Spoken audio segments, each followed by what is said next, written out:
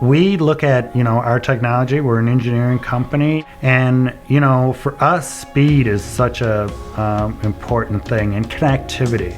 So we have 115 employees.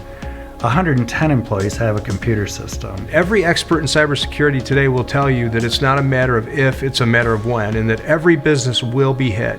And, with the average cost of a cyber breach being somewhere north of $8 million today, that's devastating to most businesses. Several years ago, ransomware that hit a utility company in the area, the same exact one hit us. ASK was watching over us with 24/7 monitoring, and we were able to thwart that attack, and we only lost 4 hours worth of work.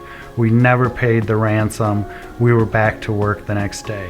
If Orbitform had not adopted that pillar as a part of their approach, they would rely on what most businesses today rely on, which is having a firewall, having antivirus on all the computers and the servers, necessary but not sufficient defenses. Our approach is comprehensive. It sits outside the network and it watches all the data coming in and out of the environment, and it stops at real time. What I like about ASK, they are seeing things every day.